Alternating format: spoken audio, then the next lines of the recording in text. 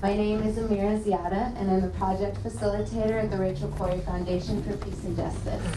So this event tonight is in honor of the International Day of Solidarity with the Palestinian people. Prior to the Israeli targeted assassinations of Hamas military commanders that resulted in the rocket fire and the bombing, in the first days of November, several Palestinian civilians who were unarmed, including children, were killed by the Israeli military, which resulted in rockets from Gaza into southern communities of Israel. Egypt helped arrange a truce between Gaza and Israel, but 2 days later, Israel broke the truce with a targeted assassination of a key Hamas government official. So the assault ended with an Egyptian brokered truce, and the truce has still been under negotiations. They're still negotiating the terms of the truce. So the event today is to kind of explain why, what happened, and where it's heading from here. Our first panelist is Sonja Wentz. Sonja lives in Olympia, and she's a mental health practitioner.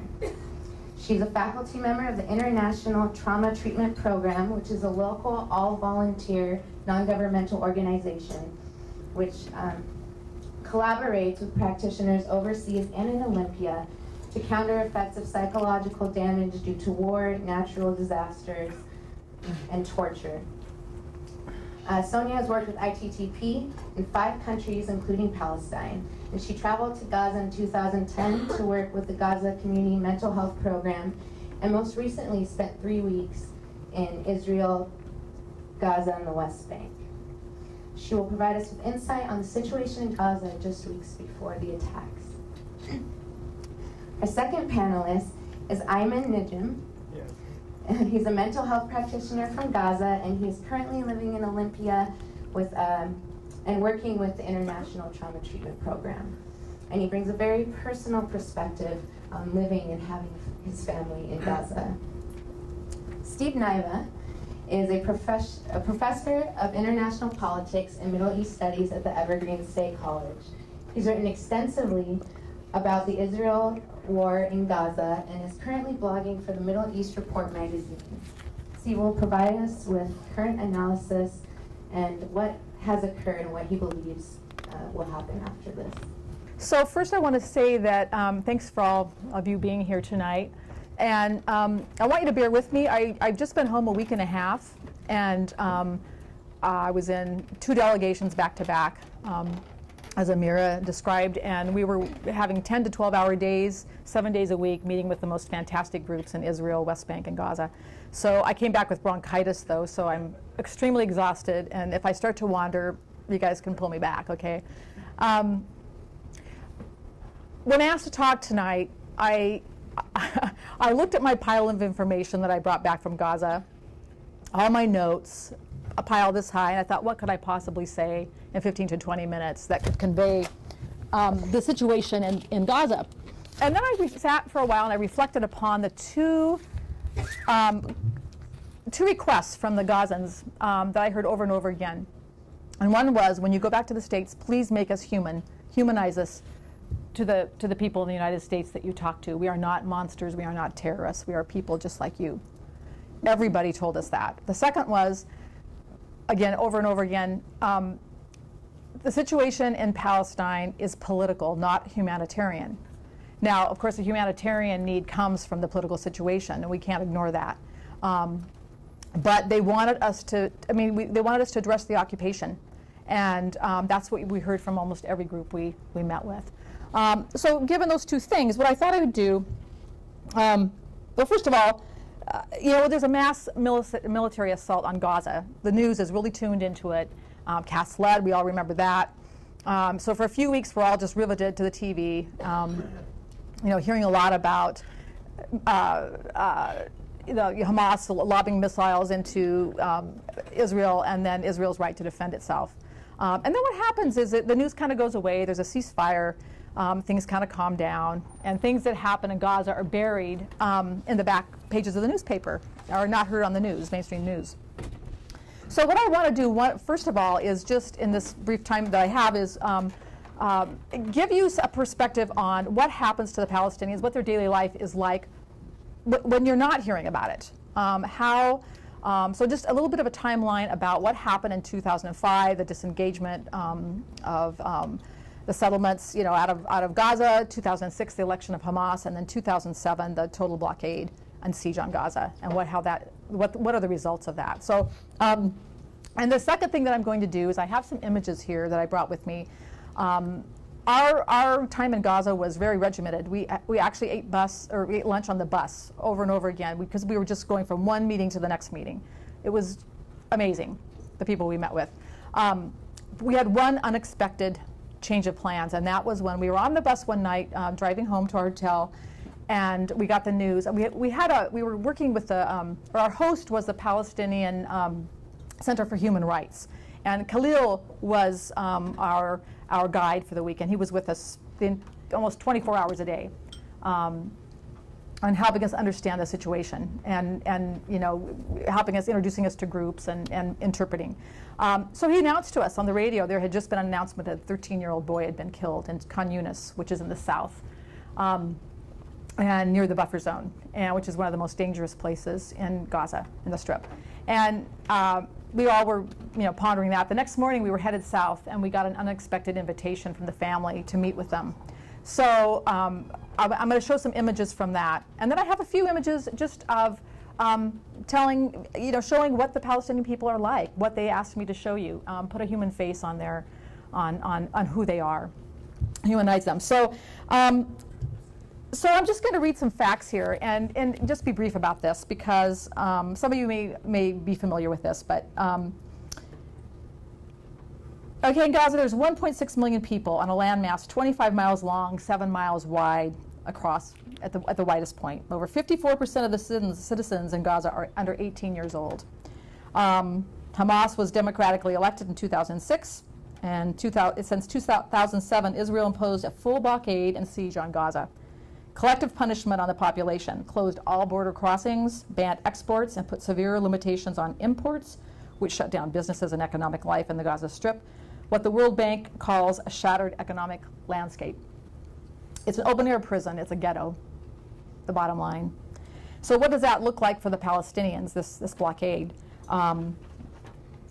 There's about 50% unemployment. There's no worker movement across boundaries or across borders. There's a tunnel economy, which we may refer to later. So some goods get into the tunnel economy, but, and they're in the stores. So those of us who had been to Gaza before noticed more items, but there's nobody to buy. There's no money to buy these items. So they just sit there. More than 80% of the population remained food insecure, even with UN food distribution. And food insecurity refers to the availability and one's access to food. 3,000 fishermen don't have access to marine fishing areas. They're allowed to go out 3 miles only, and that area is shallow and been overfished. Now, some years ago, and I'm not sure about the exact date, I think it was in 2006, it was 12 miles, then it went down to 9 miles, then 6 miles, and now it's 3 miles. And if they go beyond that, they're shot. At the very least, they are teased by the Israeli boats that are out there, surrounded. Their boats are made to capsize. They're dumped overboard. 95% of Gaza's drinking water does not meet health standards and is unfit to drink. Many health problems, kidney problems, arise from this. They have a lot of blue baby syndrome due to levels of nitrates in the water, which affect the developing fetus. In cast lead, a lot of the infrastructure was destroyed. So the sewage treatment plant was one of those buildings, and so there are raw sewage flowing into the Mediterranean all along the beachfront. Beach Road is called as you drive along. Garbage is a huge problem. There is no garbage vehicles allowed in Gaza, and it piles up, and there's no place to put it. So it's just everywhere. There's major electricity shortages because Israel they have control over the power. So when we drove into Gaza, it was twilight, and as we drove towards our hotel, it was just eerie because it's all dark, except for the occasional building that has a generator. This is a big city. This is 1.6 million people. Crowded schools. We learned from the UN that given the amount of children in Gaza, they don't have nearly enough schools, and so they are double shifting. And so what the process is, the UN goes to Israel and says, we need more schools, and the UN says, what do you need? And they say, give us a list of materials. And they'll give them a list of materials. They'll either deny the request for a school, or they'll say, okay, we'll give you a school. And then they'll delay the things that they need to build the school. And the imports are extremely restricted. And you know, in regard to what was said about you know, this message about it's a political issue, it's not a humanitarian issue. If you look at the millions of dollars that are donated to, you know, flooding Gaza, continually, the situation is actually getting worse. And there was a report put out in August of 2012. It's called Gaza in 2020, Is It Livable? And the report is very, very dismal, extremely dismal. So we have all these facts, we love facts and we love information, and we have all this information, but what are we going to do with it? What in the hell are we going to do with it? That's my question. And the question that was put forward to us over and over again. So let me just move on, because I think the pictures are really important. And let me just, this map, let's point, the boy, Ahmed, was 13 years old, and he was playing soccer with his friends outside of his house near the buffer zone in this Abasan al-Kabira. You see where Khan Yunis is, and he was right in that village, which is right near the buffer zone.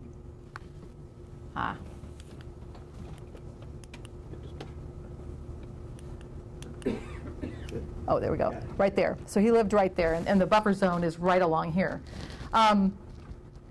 It was about 4:30 in the afternoon. He was just, he was just playing soccer with his friends, and suddenly everything went very wrong. We were invited to the community funeral to meet with the family, to meet with the mother. This is Ahmed, and this was at his funeral, or his community gathering, where we met with the family. We met with his two brothers. Talked with us. His father was there, and so this is Ahmed, or Ahmed, I guess is how you say his name. Yeah. So what we did is we went on a fact-finding mission. We wanted to find out what happened to this boy. The report was that he was killed by indiscriminate Israeli machine gun fire. And that the report, the bullet went through his side and out the other side. He collapsed in front of his door. His brother rushed him to the hospital, and within 15 minutes he was pronounced dead. Now this was a kid playing football in front of his house. This is where we went. This is his house. This is, Khalil is in the background there. These are all his friends that were with him, telling the story of this boy's death. And they were all excited and eager for us to hear what had happened, and we were eager to learn and to know what exactly transpired outside his house there. So this is a kindergarten that's right next to Ahmed's home, and just earlier in the day, this was filled with kids. There were kids out in the street. Fortunately, there were none out of the children, the kindergartners, when the shot came, but Ahmed and his friends were. So here's Khalil in the background, and he's asking these boys what happened. They're doing their best to try to explain the situation. And again, this was within 24 hours after this boy had died. They were playing an innocent game of football. I had a conversation with one of my friends today, or it was on the delegation, and I was going through all my notes, and I'm trying to get my facts straight, and I'm saying, okay, so how far was he from the buffer zone? Was he in the high-risk zone? Was he in the no-go zone? And we both just were stunned by how we try to make sense of this. The bottom line is this is a kid who was on Palestinian land, Gazan land, playing football, and the trajectory of the indiscriminate firing came and killed him. It's unconscionable. Here's Khalil, again with these children. And I think the statistic is, and Ayman, you can correct me if I'm wrong, but children in Gaza, every child in Gaza witnesses at least 3 traumatic events in their life. And one of the hardest things for parents in Gaza is that they cannot protect their children. The unpredictability of where these shots are going to come from, who they're going to kill, it's just a daily thing that they live with. This is a little boy who was on the fringes while we were talking and wasn't saying much and just watching. And then he went over and he leaned over and his finger is pointing to the ground, and that, he said that is where his friend died. This kid is probably, I don't know, he was probably 5 years old. It's a pretty stark image. This is a set of stairs that lead to where all the women were. The women on the delegation were invited to go and meet with the women and talk with them, and just in solidarity. And of course we didn't want to photograph the people, so I photographed the stairs. We walked up, and there were about 10 of us, and we walked into this room with 30 women in black sitting in a circle with a mother and a grandmother, a nearly catatonic mother sitting in a corner, and a grandmother looking at us and saying, why? Why is my grandson dead? And us knowing that it's our U.S. Funding to Israel that is the cause of this boy's death. Hard image to get out of your head. So this is the street where the bullet came from. Came from right down here. And this is, we're standing right in front of his house, and here's the kindergarten. So we wanted to know about this, the trajectory of this bullet, and what happened. So we were on a bus, and we went in search of the story.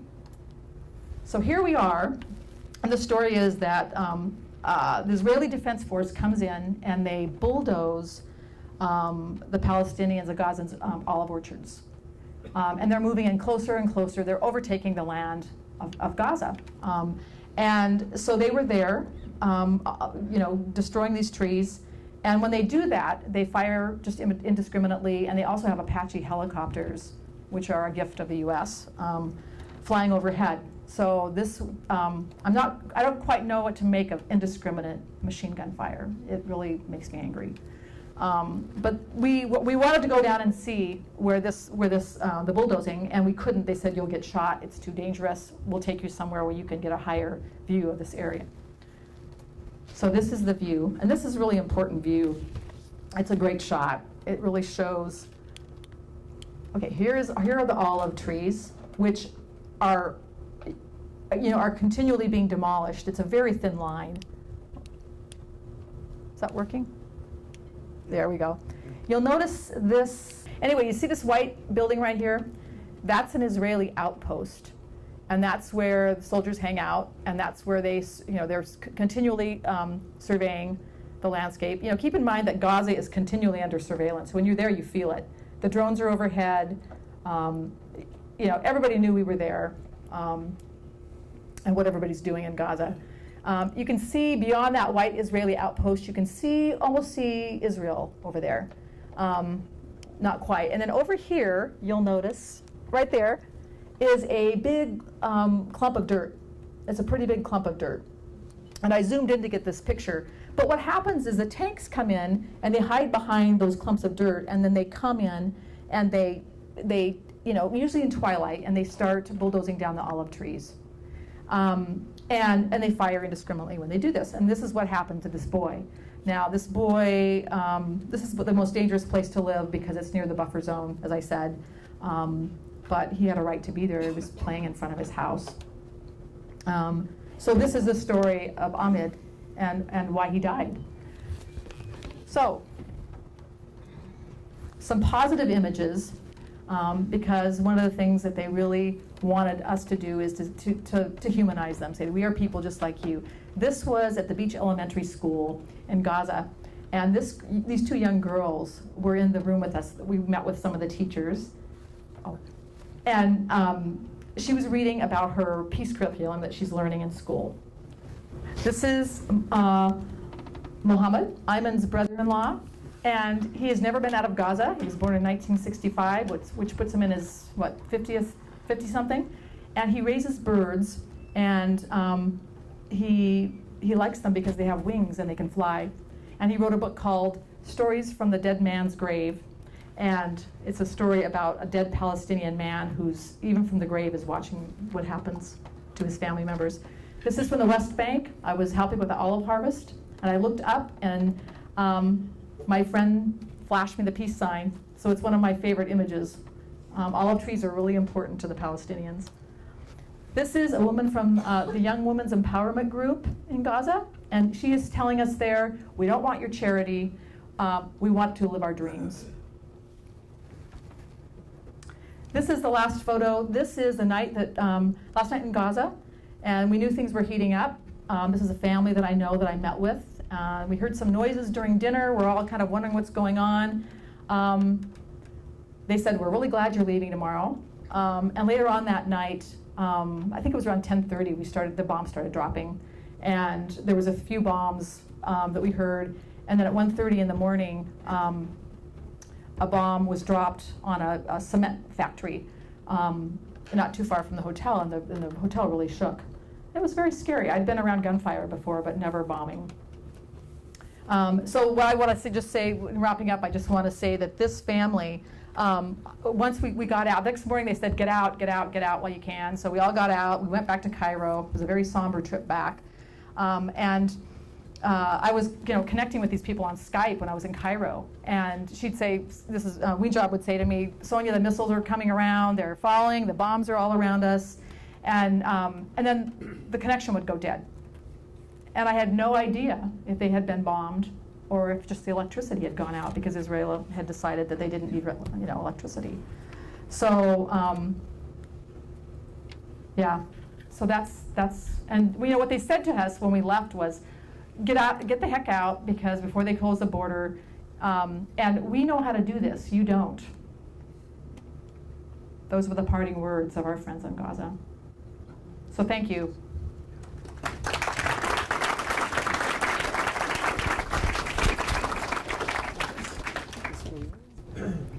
I would like to talk just about my personal view of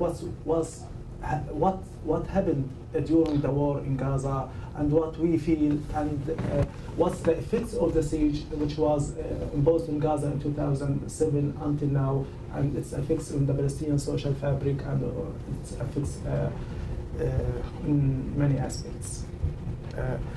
First, our trauma was began in Palestine in 1948, when Israel invaded all the Palestine except West Bank and Gaza Strip. And then in 1967, when Israel controlled all over Gaza Strip and West Bank. So Israel controlled all over the Palestinian land. And we experienced more daily clashes with Israel, daily clashes, and they killed most of us every day. So we have ongoing trauma in Palestine for many years. In 1987, it was the first intifada, when 4 people were killed in Jabalia refugee camp, when when Israeli jet killed four people in the street. So it was the beginning of the first intifada against the Israeli occupiers. So it was the beginning of the intifada, and we lived bad days. There are many curfews. And I was a kid. I remember how the soldiers came to our house, and how they treated my father and give him smacks, and how tried to talk with my mom, go make tea, as they are superior and we are inferior. And then we have a history of trauma with Israel. We have a history of trauma with the who are the occupiers of our lands, who are occupiers of our everything in our life and everything. So in 2001, it was the second intifada, when the Israeli Prime Minister Ariel Sharon wanted to provoke the feelings of the Palestinian people, when he wanted to go to the mosque without taking off his shoes. So without taking off his shoes, as you know, it is in Islam, it is taboo to go to the mosque without taking off your shoes. But Ariel Sharon want to ignite the feeling of the Palestinian people and want to make a war between each other. He knows because Yasser Arafat, he's the Palestinian president, called him and said, don't go, Ariel Sharon, to Jerusalem because you will make, we will make more trouble in Palestine. We don't make trouble because we have peace agreements in 1993. So it was the beginning of the first intifada, and we experienced a lot of curfews, a lot of attacks every day. I don't remember any day I couldn't listen to the sounds of the explosions. And we have drones. Everything is sophisticated. And all over the world, it is on our small land. We are just small land in Palestine. If anyone, I think Sonja told you about how small Gaza it is. It is so small. But every day there are escalation. There are escalation against the Palestinian people, against the Palestinian community. And I will go to talk about the recent attacks on Gaza and about some of the deformation of the news, some of the news. I was reading yesterday, I was reading a newspaper. It is Olympia newspaper. I was reading, my host father said to me, there is a newspaper, read it. I was reading Guide to Gaza, a basic background. Guide to Gaza. I have no time because I have a crash course here in Olympia. I have no time to read the newspapers. So I was reading the week's violence between Israel and Gaza. Between Israel and Gaza, not between Israel and Palestine, because there was demonstration in the West Bank. It is politics. We don't need that. We need intellectual people to talk about the Palestinian conflict. Yeah, and I try to mark what is right, what is wrong. I don't mark anything because it is all of it wrong. Yeah. And you can say, what is Gaza Strip? He gives us information, the writer. I want to meet him. What is Gaza Strip? In 1948, he said, the United Nations declared that the British territory known as Palestine would be divided into independent countries in 1974. 47. 47. He is a person of Middle East. And he could say to me, I said to him, well, I don't know, maybe I forget the history of Palestine. 47. But look at numbers, facts. Yeah, I am sorry about that because I was watching CBS News. I was, shocked. Yes, when I came here, I was shocked of different culture. It is okay. But news, absolutely different. Just talk neutrally. I don't understand. Yeah, there are some, and it is not neutral because I was studying journalism. When you say insurgent or fighter or militants, you can say fighters, not insurgent or militants. Bad or good connotation. Terrorists. Yeah, terrorists. If I understand, there is a difference in English between fighter, militant, and insurgent. I have the second language. It is my second language, but I could differentiate the two. So I found a lot of deformation of the American mind. It is deformation of the, go to CNN. I appreciate the CNN correspondents. I was looking at what they are saying, what they are talking about the suffering, what they are talking about the political issues, even if they are against the Palestinian parties, but they are sometimes give factual importance. The people want to understand. And that's just facts. Absolutely. It's the Olympian. Yeah, and he said there is a good question. Who is Hamas and why do they hate Israel? They must hate Israel. I say they must hate Israel because they kill us each day. They kill our children. We have 82% traumatized children. We have a lot of orphans in Gaza. We have a leakage of international funding because of Israeli obstruction. We have everything. How we wanna help our children to love peace, and we do many projects of that. So you knew about these projects in Gaza. But how they can love Israel and they are killing every day, and they are using some religious ideas. It is not the problem in Gaza is not about religion, because if it is about religion, how come most of the Catholic Christians in Gaza are against Israel? If it is religious problem, it is takeover of land. Yeah, I will not talk about recent attacks on Gaza, because I will give the details, the political analysis to my friend. He will do a good job about that, because I have many numbers: traumatized children, mental issues, casualties. But he will give you. I don't like to go into numbers because it will disturb you. Yeah. How is your family? Yeah, I will talk. Thank you for remembering me. During the war, I haven't slept well, and all of my friends knew that, and my host father is there. He knew that I was feeling bad, because I was hearing explosions every day because I am connected with my family and with my kids in Gaza, and I couldn't talk with them because, as you know, we have just 4 hours of electricity per day, and when they wanna talk with me, they just give messages or just give me emails when they have just 4 hours in electricity. When the war was erupted in Gaza, my mom tried to call me. I hear the voice of shelling, and she said, "They are crazy. They are crazy. They are insane. They are killing indiscriminately, spontaneously."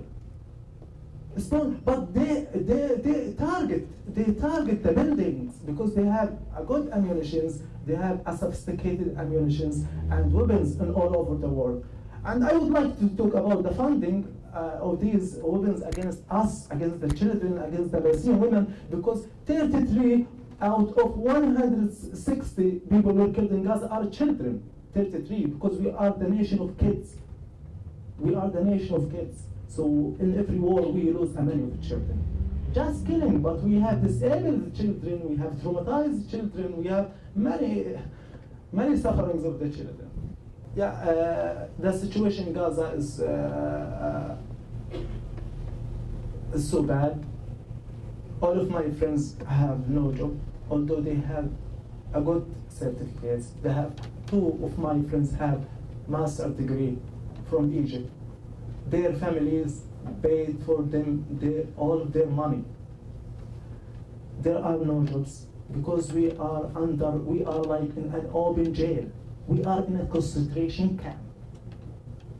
We are in an open jail. When I want to go outside of Gaza, I was stuck 3 months. ITTB knew that. I was stuck as I will go to the paradise. Okay, every day the crossing is open, the crossing is closed, the crossing is open, the crossing is closed. So our life is so miserable. But we have resilience, and we have inner peace, and we have our dream to have our self-determination, because we believe that in natural or unnatural religions, it is our right to defend our rights, to defend our children, to defend our women, to defend our land. It is our right. No one can judge us because it is our right. Yeah. I hope in the future, that we will have our Palestinian state, and I hope we could heal the traumas of the war, because it is a tough war. I think most of the psychologists understand what's meaning when we are saying about ongoing trauma. And I hope that we could reach some agreements just for some time, that we could in the future can have a Palestinian state. But I believe that we will have a Palestinian state, because with our blood we will write. With our blood we will write. We will travel all over the world and we will say the truth. and they could think as they want. But I believe that we will have our own right, we will have our self-determination, and I hope for all of my countrymen and for all over the world, love, compassion, peace, and coexistence, because we, all of us, don't choose our identity. We are born without choosing our religion, our sect, black or white, Hispanic, Asian, as Barack Obama said. We don't choose our faces. We choose how to think. We choose how to think. Please, think in the Palestinian rights. We need our rights. I know there are some deformation of knowledge, of awareness. Please go ahead, and you will find the truth. You will find the truth inside yourself, in your inner peace. You will find that it is the truth. It is the right. You could find research. Go to the Palestinian newspaper, Israeli newspaper, American newspaper, and judge. Don't go to just a mainstream newspaper as it is a saint, or as a priest newspaper, as it is holy newspaper. Thank you. I have to take a deep breath after Ayman's demolition of the article in the Olympian. Well,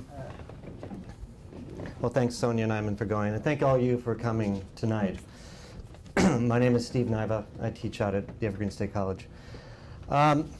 I think I had the same experience as Ayman did reading the Olympian, watching some of the news coverage over the last couple of weeks. You may be familiar with sort of the Jon Stewart mashups, when he takes sort of the Fox News talking points and he shows you how, on a daily basis you could have the same point repeated 10 times in a row, right? And after a while you get dizzy from hearing it. It becomes a continual loop that no longer is sort of related to the facts of the situation. And I felt that this is precisely what was happening watching some of the coverage of the recent war. Particularly when I watched the Israeli government spokespeople, media PR operatives, the Israel right or wrong columnists that you have so featured in our press, and of course the institutional networks of the organized pro-Israel community, all repeating the same talking points regardless of the situation, context, or facts. And it goes something like this. Israel withdrew from its occupation from Gaza in 2005. Palestinians then started firing rockets at Israel for no apparent reason other than terrorist extremism. And so Israel has no choice but to wage warfare on Gaza for 8, 22, 30, 40, 50 days when it happens. And the bottom line is Israel has the right to defend itself.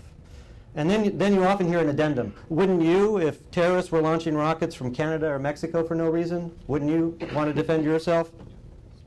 And then it's interesting to reflect back on the same lines were said in 2007, the same lines were said in 2009, and the same lines were just said last week. The problem with this storyline, and first of all, it's not simply that most people in Israel actually don't believe the storyline.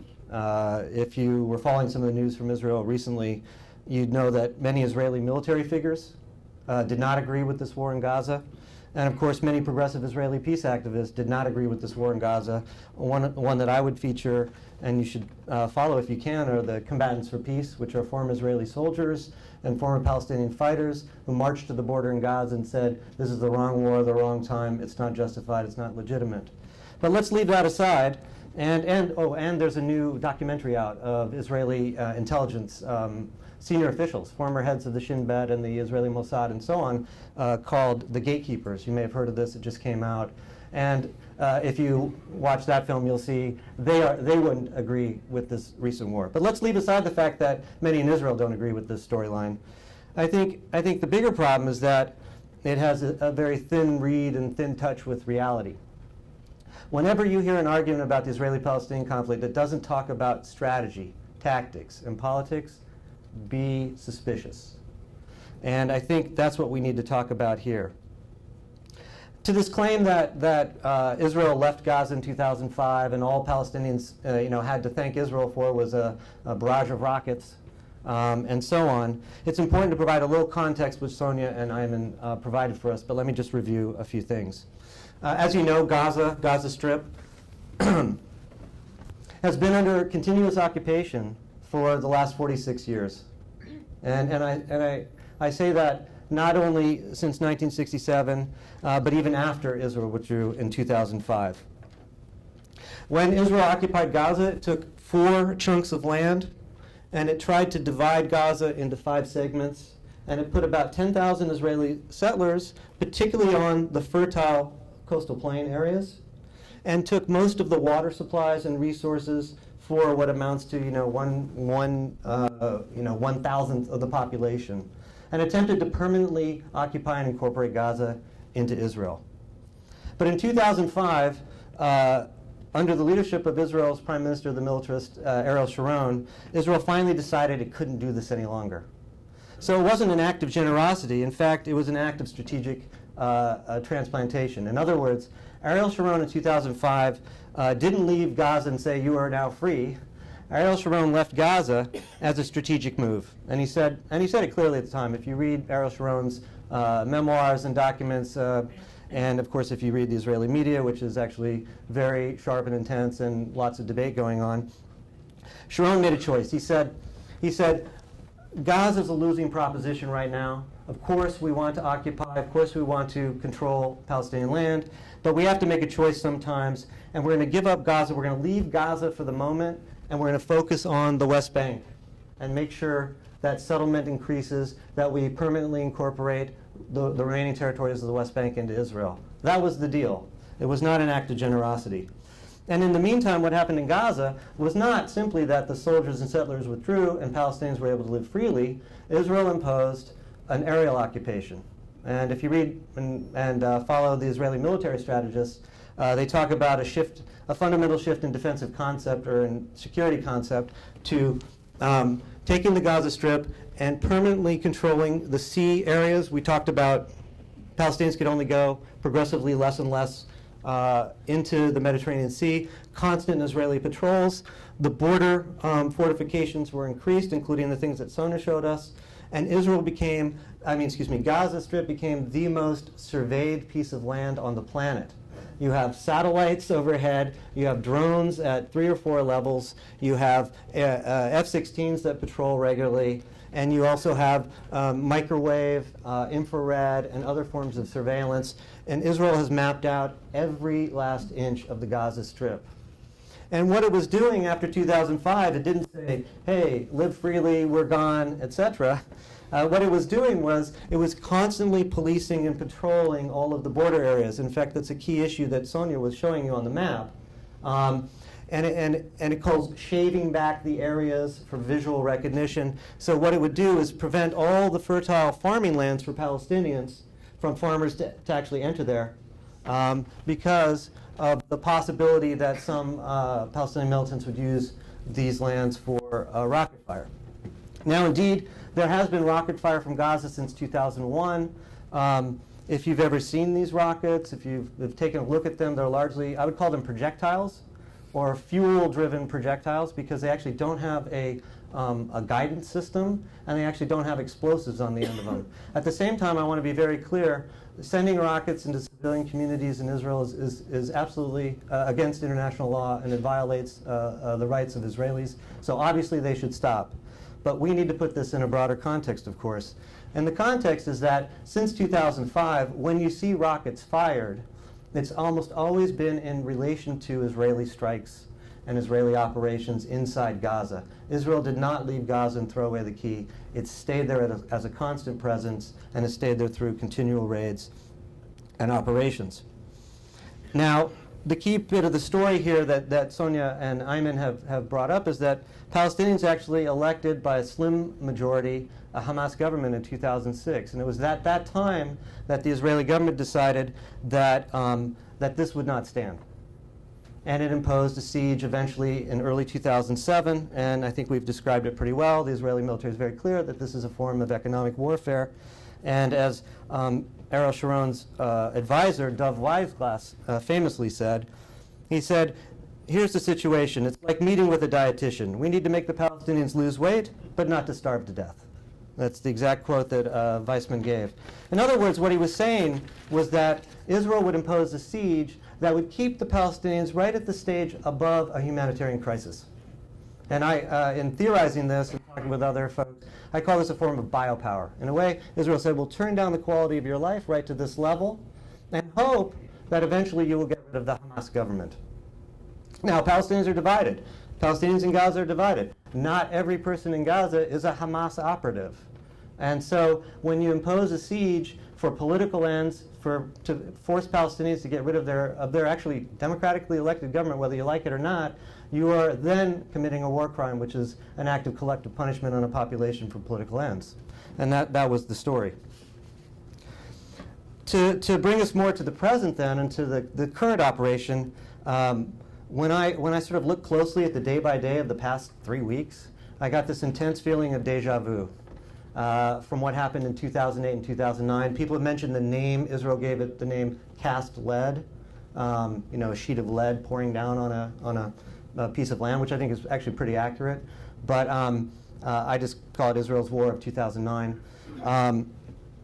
And what I mean by this is that in the months prior to that, the Hamas government, which is interested in self-preservation, which is interested in its rule, whether we like it or not, whether Palestinians like it or not, that's the case. Hamas actually brought forward a deal to Israel, and it said, we will police no rockets, no mortar fire into Israel in exchange for lifting the siege, particularly at the border crossings, and allowing us further access into the sea. Because, look, Hamas's interest is in its self-rule and its preservation of its power and authority in Gaza. And so, as a step towards that, in summer of 2008, actually, rocket fire went down. Hamas actually policed rocket fire in Israel, and now we know from WikiLeaks, the Israelis discussed this, and they decided that this was not a situation that they found tolerable. Because what they didn't like was the fact that Hamas might emerge from the situation with an emboldened, empowered, and perhaps a long-term ceasefire deal in which it remained in power, which, as I've already described, was not in the strategic interest of the Israeli government at that time. And so what did we have? Provocations, and then eventually the war of 2008. Provocations that came through Israeli attacks on November 4th, the day of the first election of Barack Obama. Do you remember November 4th, 2008? Flash forward, 4 years later, almost to the day. I mean, it's astonishing, actually, right? A week, 5 days after Obama's, the same story unfolded itself. And the same story is key, is what Amira mentioned at the beginning, is that this war started with the assassination of Ahmed al-Jabri, who was number 2 of the, but really he's the senior Hamas military wing commander. A guy certainly who's got a lot of blood on his hands, not necessarily we would think of as a peacemaker, and certainly in the eyes of many Israelis an arch terrorist. Yet, and here's the key, he was assassinated and killed, and this was the first salvo of the war. But we know now, because a day later in the New York Times, Gershom Baskin, an Israeli peace activist, I've met him once a long time ago, who's become sort of a central mediator between Israelis and Palestinians. He actually secured the release of the Israeli hostage, Gilad Shalit, last year. Gershom Baskin said, here's what was happening. The day he was killed, he was actually negotiating with Israel a long-term ceasefire, because he was Israel's subcontractor, because he was the guy, the head of the military command at Hamas, who could deliver a ceasefire for Israel. He could control all these different militant groups. It's not just Hamas that shoots rockets. Islamic Jihad and the Palestinian resistance committees of various sorts and stripes. He could deliver, and the Hamas leadership had actually agreed. The deal that they were talking about was Israel allow Palestinians to go closer to the borders, the same borders where this boy was killed that Sonja was talking about, that the fishermen could go out further to sea, and that the border crossings would be eased, the siege would be eased, and more food and aid and economic activity would be let into Palestine into Gaza in exchange for Hamas policing any attacks, missile rocket fire attacks on Israel. So the point here is this was an optional war. Hamas was ready to cut a deal. Whether we like it or not, Hamas was ready to cut a deal. And they didn't. And that's really the question that I've been thinking a lot about. And again, if you want to talk seriously about this issue instead of sort of propaganda talking points, this is what we have to think about. And here's my analysis, is that I believe that Israel didn't want this deal at the time for two reasons. The first reason is that Hamas had been, over the past 3 or 4 years, gradually building up an arsenal. You know, through Iran, through other factors, it had gradually been building up an arsenal of rockets that actually had more extended capabilities, which they eventually used, right, to get to Tel Aviv, to get to near Jerusalem, which is a bizarre, I still don't understand why. It's crazy. Anyway, it makes no sense. But they've been building up an arsenal and, in a sense, had been developing a military deterrent against possible Israeli power and control. The second thing is that Hamas had been easing the isolation of Gaza Strip. About 3 weeks ago, the leader of Qatar, Sheikh Khalifa, one of the most powerful and rich figures in the world, had showed up in Gaza Strip in this, you know, in this pit of hell, and had come and promised $400 million for immediate projects and more to come. In other words, Hamas was easing the siege and the blockade and the isolation that was Israel's strategy to impose. In other words, for two reasons, Hamas was empowered and emboldened, and I think what had happened was they were willing to cut a deal with Israel, but they were asking for strong terms. And my sense was that what happened, and the reason why Israel killed him first, is they said, deals off, this is not the terms that we accept, and they assassinated him and launched the raid. And what was the raid designed to do? I think two things. Completely destroy that recently upgraded rocket missile military capability, and secondly, to set back Palestinian development and economic gains that had happened over the last 3 or 4 years, especially the possibility for further investments from the outside and so on and so forth. In other words, the way I've been thinking about this war, and what's interesting is that actually when you read Israeli media, you start to see the logic of this, is that many Israeli military analysts said this war was about mowing the lawn. This was a war of trimming back the hedges. There's all these herbal, floral metaphors that the Israeli military uses, and I think it's exactly right. This was an optional war. It didn't have to happen. But the Israeli leadership, and you have to keep in mind here, we're not talking about all of Israel. We're talking about a particular government, and we're actually talking about the most right-wing government in Israeli history. I don't know if you guys know much about Avigdor Lieberman, who's Benjamin Netanyahu's right-hand man. Just ask most Israelis about this guy, and they'll tell you his story. There's not much further to the right than this guy. I will tell you. Yeah, and you know too, Ayman. But basically, I think what they did was they decided that another war and an operation was more important than a ceasefire that protected their own people. And I think they made the calculation. It's very clear. And so they launched the operation. A couple more things about that is I think when you think about Israel's wars, you have to keep in mind that Israel has complete domination of the airspace in Gaza Strip, right? Satellite, drone, aircraft at every level, artillery at every level around, and there was fire from naval sites. Israel launched a very precisely targeted, and I think there's no doubt about this. If, you know, I study military strategy and logistics and stuff, and it's incredibly precise. But here's the deal: Israel launched what they claim to be 1,200 to 1,500 strikes. They said we hit 1,200 terrorist targets in Gaza. Given what we started with, which is Gaza is probably the most crowded site on the planet in terms of mass of humanity together, even if you are the most precisely targeting military in the world, it is inevitable. It is inevitable that you are going to hit civilians and that you are going to destroy civilian infrastructure and you're going to destroy the means of civilian life. And that's what happened. So in the actual operation itself, which took 8 days, there was over, as I said, 1,200 strikes on this tiny piece of land, and in the process, over 160 Palestinians were killed. Over 30 of them were children. hundreds more injured, and of course everyone in Gaza experienced the trauma, as Ayman has talked about.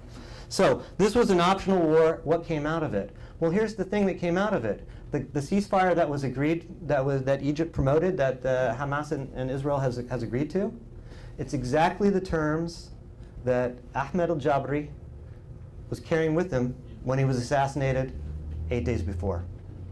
That's it. That's what came out. The only difference now, 160 people are dead, 6 Israelis are dead, and many Israelis wounded and also traumatized, certainly in Sderot, certainly in some of the Israeli towns, Ashdod, Tel Aviv. And what did we get now? I guess from an Israeli point of view, we got some strategic leverage. What did we get, though? Not much. And in the end, I think this was an optional war. It was a war of choice by Israel. The notion that any country would do this if it were faced with the same circumstance, no, that's not the case. This was a political war waged for political reasons. In the long term, there's only one answer, and that is Hamas is never going to go away. They are part of the landscape of life in Palestine today, whether we like it or not, whether Ayman likes it or not, whether Gazans like it or not, whether Israelis like it or not, that's the case. The only answer here has to be a political solution. The military answer will not work. It's a deception on some members of Hamas to think a military solution will work. Of course it won't. And it's a deception on part of Israelis to think a military solution will work. The only way to step forward would be a political solution that includes the entirety of the question of the Israeli-Palestinian conflict, which includes the West Bank, it includes the Gaza Strip, and it includes the issue of self-determination for Palestinian people in exchange, of course, for security for Israel. And I think we have an opportunity right now. Abbas, again, whether people like Mahmoud Abbas, the sort of leader of Palestinians in the West Bank or not, the issue of Palestinian statehood is before the United Nations. And it seems to me right now that at least is the right direction that we should be looking towards, because the only way you will get a peaceful resolution of this conflict, which has security for Israelis, self-determination and justice for Palestinians, is through a negotiated solution that recognizes the rights of everyone in this territory of Israel-Palestine. Thank you very much.